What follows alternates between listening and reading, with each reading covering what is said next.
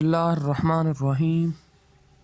شب قدر اور اعتکاف، یہ وہ مبارک رات ہے جس میں قرآن مجید نازل ہوا۔ یہ رات اپنی قدر و قیمت کے لحاظ سے، اس کام کے لحاظ سے جو اس رات میں انجام پایا، ان خزانوں کے لحاظ سے جو اس رات میں تقسیم کیے جاتے ہیں اور حاصل کیے جا سکتے ہیں، ہزاروں مہینوں اور ہزاروں سالوں سے بہتر ہے جو اس رات قیام کرے۔ اس کو سارے گناہوں کی مغفرت کی بشارت دی گئی ہے۔ ہر رات کی طرح اس رات میں بھی وہ گھڑی ہے جس میں دعائیں قبول کر لی جاتی ہیں اور دین و دنیا کی جو بھلائی مانگی جائے وہ عطا کی جاتی ہے۔ اگر آپ اس رات کے خیر سے محروم رہیں تو اس سے بڑی بدقسمتی اور کوئی نہیں ہو سکتی۔ یہ رات کون سی رات ہے، یہ ہم کو یقینی طور پر نہیں بتایا گیا۔ احادیث سے معلوم ہوتا ہے کہ یہ آخری عشرہ کی کوئی طاق رات ہے، یعنی 21، 23، 25، 27 یا 29 رمضان۔ یعنی احادیث میں کہا گیا ہے کہ یہ آخری عشرہ کی کوئی ایک رات یا رمضان المبارک کی کوئی بھی رات ہے۔ عام طور پر یہ سمجھا جاتا ہے کہ یہ 27 رات ہے، اور اگر اس رات قیام اور عبادت کا اہتمام کر لیا جائے تو کافی ہے۔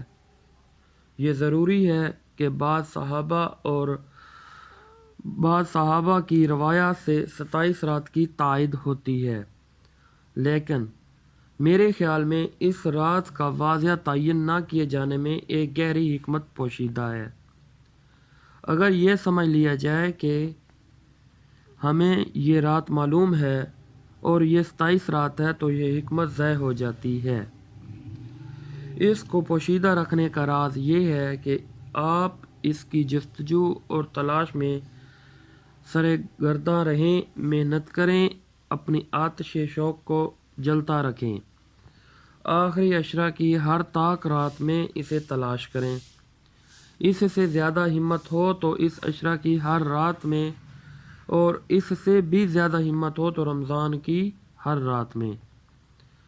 جو چیز اللہ تعالیٰ کو سب سے زیادہ محبوب اور پیاری ہے وہ یہ کہ بندہ اس کو خوش کرنے کے لیے اور اس کی رحمت اور انعامات کی طلب اور شوق میں ہر وقت ہمتاً جستجو بنا رہے، مسلسل کوشش میں لگا رہے۔ کام سے زیادہ ارادہ اور مسلسل کوشش ہے جو اللہ تعالیٰ کو مطلوب ہے۔ اگر معلوم ہو کہ یہ رات کون سی ہے تو جد و جہد کی کیفیت جو مطلوب ہے وہ ہاتھ نہ آئے گی۔ اس رات کے قیام میں وہ سارا خیر و برکت تو حاصل ہوگا ہی جو کسی بھی رات کے قیام سے حاصل ہوتا ہے، لیکن ایک طرف تو اس عام خیر و برکت میں کئی گنا اضافہ ہوتا ہے، دوسری طرف مزید خیر و برکت کے دروازے بھی کھول دیے جاتے ہیں۔ پورا رمضان المبارک ہماری امت پر اللہ تعالیٰ کی اس خصوصی رحمت کا مظہر ہے کہ اس نے ہمارے لیے کم وقت اور مختصر عمل میں وہ ثواب اور اجر رکھا ہے جو دوسری امتوں کو طویل مدت اور بہت عمل سے حاصل ہوتا تھا۔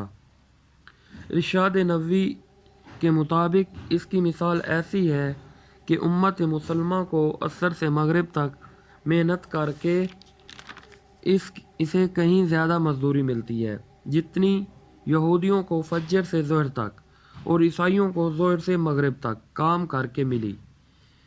شب قدر ہمارے رب کی اس خصوصی رحمت کا سب سے بڑا ثبوت ہے۔ چنانچہ آپ کمر ہمت کس لیجئے، کوشش کیجئے کہ کم سے کم آخری عشرہ کی ہر طاق رات اللہ کے حضور قیام و صلاۃ، تلاوت و ذکر اور دعا و استغفار میں گزاریں۔ پوری رات ممکن نہ ہو تو نصف شب کے بعد سحری تک 2-3 گھنٹے گزاریں۔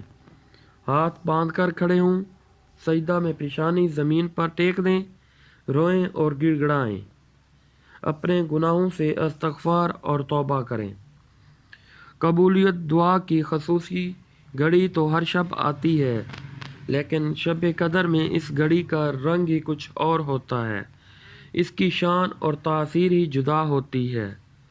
وہ گھڑی نامعلوم کون سی ہو، اس لیے نبی کریم صلی اللہ علیہ وآلہ وسلم نے حضرت عائشہ کو ایک مختصر مگر بہت جامع دعا سکھائی تھی، جو اس رات میں آپ بھی کثرت سے مانگیں۔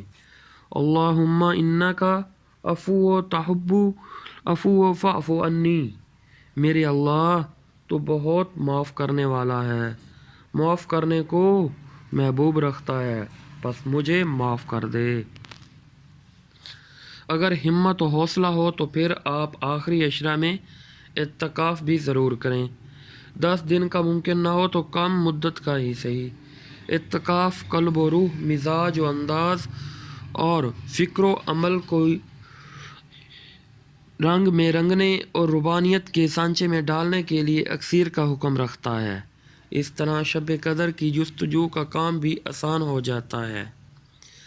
اعتکاف ہر شخص کے لیے تو ممکن نہیں، لیکن اس کی اہمیت اس سے ظاہر ہے کہ اس کو فرض کفایہ قرار دیا گیا ہے۔ نبی کریم صلی اللہ علیہ وسلم نے ہمیشہ اعتکاف کیا ہے اور اس کی بڑی تاکید فرمائی ہے۔ حضرت عائشہ بتاتی ہیں کہ جب رمضان کا آخری عشرہ آتا تو رسول اللہ صلی اللہ علیہ وآلہ وسلم اپنی کمر کس لیتے، راتوں کو جاگتے، اپنے گھر والوں کو جگاتے، اتنی محنت کرتے جتنی کسی اور عشرہ میں نہ کرتے۔ اعتکاف کی اصل روح یہ ہے کہ آپ کچھ مدت کے لیے دنیا کے ہر کام، مشغلہ اور دلچسپی سے کٹ کے اپنے آپ کو صرف اللہ کے لیے وقف کریں، اہل و عیال اور گھر بار چھوڑ کے اس کے گھر میں گوشہ گیر ہو جائیں اور سارا وقت اس کی یاد میں بسر کریں۔ اعتکاف کا حاصل یہ ہے کہ پوری زندگی ایسے سانچے میں ڈل جائے کہ اللہ کو اس کی بندگی کی ہر چیز پر فوقیت اور ترجیح حاصل ہو۔ یہ تو ممکن نہیں کہ آپ میں سے ہر شخص 10 دن کا اعتکاف کرے، لیکن ایک کام آپ آسانی سے کر سکتے ہیں جس سے آپ اپنی استطاعت کی حد تک اعتکاف کر کے زیادہ سے زیادہ ثواب حاصل کر لیں۔ وہ یہ ہے کہ آپ جب بھی مسجد جائیں تو اعتکاف کی نیت کر لیں کہ جو وقت بھی میں یہاں گزاروں گا وہ میں نے اللہ کے لیے فارغ کر دیا ہے۔